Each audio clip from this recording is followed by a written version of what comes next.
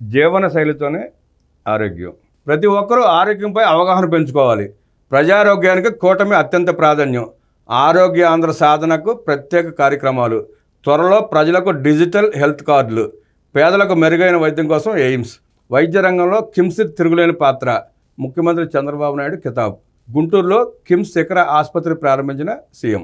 రాష్ట్ర ప్రజల ఆరోగ్యంపై కూటమి ప్రభుత్వం ప్రత్యేక దృష్టి సారించిందని, హెల్తీ వెల్తీ హ్యాపీ సమాజ నిర్మాణ నినాదంతో స్వర్ణాంధ్ర సాధన దిశగా అడుగులేస్తున్నామని ముఖ్యమంత్రి చంద్రబాబు స్పష్టం చేశారు. గత పాలకుల నిర్వాహకంతో రాష్ట్రం అన్ని రంగాల్లో వెనకబడిందని, ముఖ్యంగా వైద్య రంగం కుదలేందన్నారు. ప్రజల జీవన ప్రమాణాలు పెంచడంతో పాటు పేదలకు మెరుగైన ఉచిత వైద్యం అందించే దిశగా కసరత్తు చేస్తున్నామని ముఖ్యమంత్రి చంద్రబాబు వివరించారు.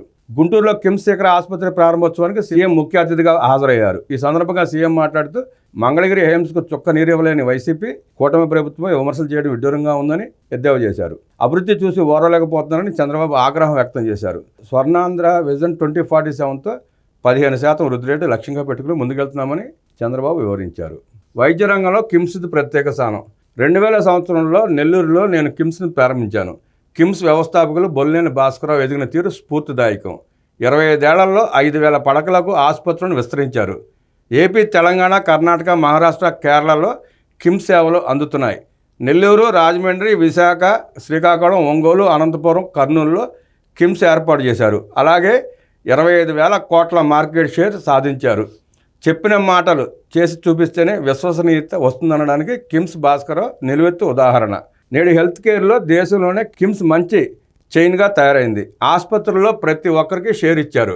10,000 మంది కిమ్స్లో పెట్టుబడులు పెట్టారు. సంస్థ బాగుండాలంటే అందులో పనిచేసే వ్యక్తుల భాగస్వామ్యం కూడా అవసరమే. తనతో పనిచేసే సిబ్బందిని కలుపుకుని ముందుకు వెళ్ళబట్టే కిమ్స్ ప్రతిష్టాత్మకంగా మారింది.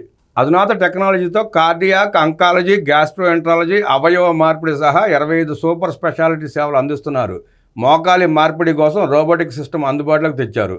అదనపు రేడియేషన్ ప్రమాదం లేకుండా మెడికల్ టెక్నాలజీ తెచ్చారంటూ కిమ్స్ సేవలను చంద్రబాబు ప్రశంసించారు. ప్రతి ఒక్క కుటుంబంలో ఐటీ వ్యక్తి ఉండాలని 1995లోనే చెప్పాను.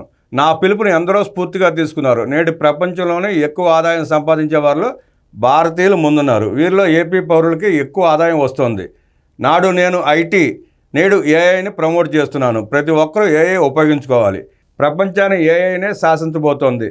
సమర్థవంతమైన నాయకుడు, సుస్థిర పాలన ఉన్న చోటే సంక్షేమం, అభివృద్ధి జరుగుతాయి.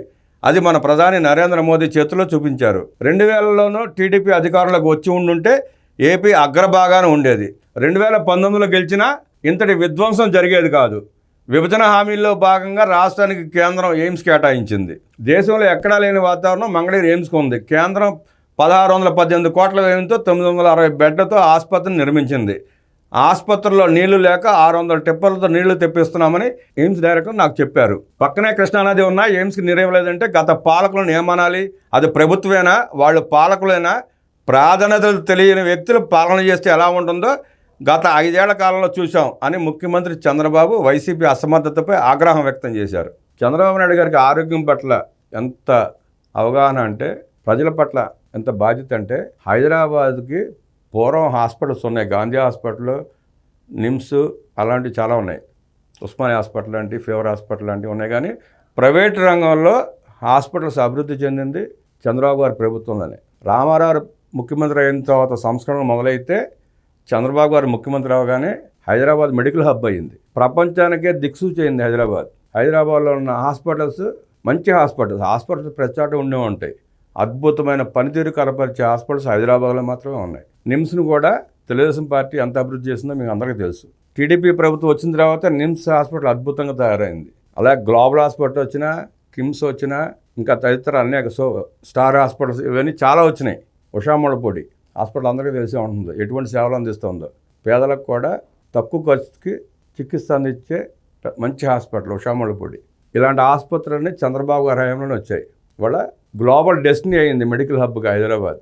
ఆ ఘనత చంద్రబాబు గారికి దక్కుద్ది. మళ్ళీ ఇప్పుడు ఆంధ్రప్రదేశ్ను కూడా ఆయన అలాగే తీర్చిదిద్దుతారు. పని చేయడం పట్ల, ప్రజలకి సేవలు అందించడం పట్ల చంద్రబాబు గారికి ఉన్న మక్కువ ఎవరికి ఉండదు బహుశా. అసలు ఆయన ఆలోచన తీరే వేరండి. ఎవరితోనూ చంద్రబాబు గారిని పోల్చలేము. అభివృద్ధికి బ్రాండ్ చంద్రబాబు నాయుడు గారు. అందుకే ప్రపంచం అంతా ఆయన మెచ్చుకుంటుంది.